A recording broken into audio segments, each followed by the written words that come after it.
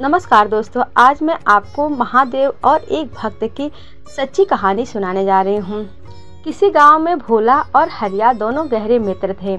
दोनों के खेत पास पास थे। दोनों अपने अपने खेतों में मिलजुल कर काम करते थे। एक दिन हरिया ने भोला से कहा, भोला, हम इतनी मेहनत से फसल उगाते हैं, लेकिन फिर भी हमारी गरीबी दूर नहीं होती है। हमें कुछ और काम करना चाहिए। यह सुनकर भोला कहता है, मित्र, ऐसा नहीं है, हमें भगवान जितना दे रहे हैं उसी में हमें खुश रहना चाहिए।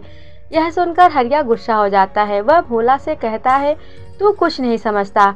इतने दिन से तू शिवजी की पूजा कर रहा है, भगवान ने तुझे आज तक क्या दिया है?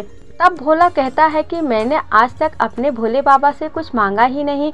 मैं तो बस सच्चे मन से उनकी पूजा करता हूँ और वे अपने आप ही मेरे सारे काम बना देते हैं। मुझे कुछ मांगने की जरूरत ही नहीं पड़ती है। तू भी मेरे साथ मंदिर चला कर, तेरे मन से भी लालच निकल जाएगा। हरिया गुस्सा होकर अपने घर चला गया। घर में उसकी पत्नी सुमित्रा ने पूछा तो हरिया ने कहा, मैंने अपने मित्र भोला को साथ मिलकर व्यापार करने की सलाह दी तो उसने मना कर दिया और कहा भोले बाबा की कृपा से वह इतने में ही खुश है। यह सुनकर सुमित्रा ने कहा, भोला भैया भगवान शिव के परम भक्त हैं। आप बचपन से उनके साथ रहते हो, फिर भी आप कभी मंदिर नहीं गए। सबका अपना अपना विश्वास है। वैसे उनके कहने से आप भी मंदिर जाकर भोले बाबा का आशीर्वाद ले लो। यदि भगवान ने चाहा तो आपका व्यापार करने का सपना पूरा हो जाएगा।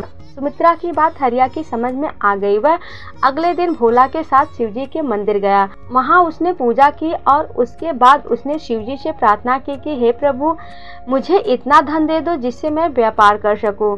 यदि मेरा व्यापार चल गया तो मैं आपके मंदिर में सोने का शिवलिंग चढ़ाऊंगा। उसकी प्रार्थना सुनकर भोला मुस्कुरा रहा था, लेकिन उसने हरिया से कुछ नहीं कहा और वापस आकर अपने खेत में काम करने लगा।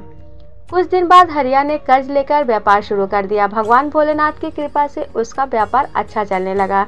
एक दिन हरिया भोला से मिलने गया और उसने कहा, भोला देख, तूने भोले बाबा की इतने साल भक्ति की पर कुछ नहीं मांगा और मैं तेरे साथ केवल एक बार बाबा के मंदिर गया और भगवान से सोने का शिवलिंग चढ़ाने की बात की। बाबा ने खुश होकर मेरा व्यापार शुरू करवा दिया। तब भोला ने कहा, तुमने जो मांगा तुम्हें मिल गया। मैंने तो केवल भगवान की भक्ति मांगी थी, जिससे मैं बहुत खुश हूँ। तुम्हारी खुशी धन दौलत में है और मेरी खुशी मेरे भोलेनाथ की भक्ति में है। तब हरिया ने घमंड में कहा, देखना, इस साल शिवरात्रि पर मैं सोने का शिवलिंग चढ़ाऊंगा, तब बाबा मुझे और धनवान बना देंगे। उसकी बात सुनकर भोला मुस्कुरा कर रह गया। भोला ने शाम को घर जाकर अपनी पत्नी कमला को यह सारी बात बताई। तब कमला ने कहा, आपके भोले बाबा भी भेदभाव करते हैं। आपके मित्र की एक दिन की पूजा से प्रसन्न होकर उसे धन दे दिया और आप इतने सालों से पूजा पाठ कर रहे हैं, उसका क्या? कल आप भी मंदिर जाकर बाबा से कहना कि आप भी सोने का शिवलिंग चढ़ाएंगे। भोला ने कहा, लेकिन शिवरात्रि में तो कुछ ही दिन शेष है, मैं सोने का शिवलिंग कहाँ से लाऊंगा? यदि तू जिद करती है तो मैं मिट्टी का शिवलिंग बनाकर चढ़ा दूंगा। उसकी बात सुनकर कमला कुछ नहीं बोली। अगले दिन भोला शिवजी के मंदिर गया और बाबा से कहा, बाबा, मैं इस शिवरात्रि आपको मिट्टी का शिवलिंग अर्पण करूंगा। यह कहकर वह अपने खेत पर चला गया। शिवरात्रि के दिन भोला और हरिया पूजा का थाल सजाकर मंदिर पहुंच गए। कमला और सुमित्रा भी उनके साथ थी। मंदिर में दोनों ने पूजा की। उसके बाद उन्होंने पुजारी से शिवलिंग अर्पण करने के लिए कहा। पुजारी बाबा ने कहा, अपने अपने शिवलिंग पर दूध चढ़ाकर उसे भगवान के चरणों में रख दो।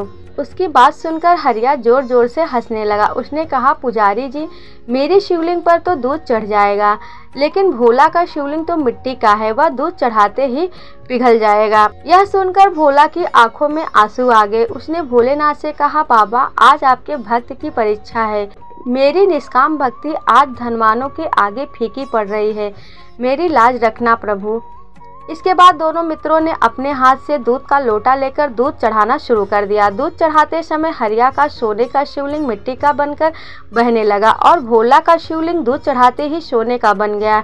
यह देखकर भोला खुश हो गया और हरिया रोने लगा। तब भोला ने उसे समझाया, मित्र, भगवान धन से नहीं मन के भाव से प्रसन्न होते हैं। तुम्हारे पास धन आते ही तुम्हारे मन का भाव घमंड में बदल गया, इसीलिए तुम्हारा सोना भी मिट्टी बन गया और मेरा मन निर्मल था, इसीलिए मेरी मिट्टी भी सोना बन गई। हरिया ने भोला से माफी मांगी और भोलेनाथ के चरणों में गिरकर रोने लगा।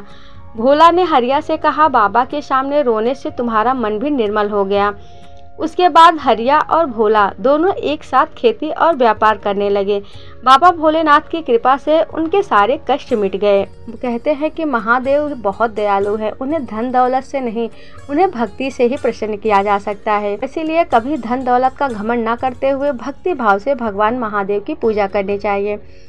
आपको यह कहानी कैसी लगी हमें कमेंट करके जरूर बताना। फिर मिलेंगे एक नए वीडियो के साथ, तब तक के लिए हर हर महादेव, ओम नमः शिवाय।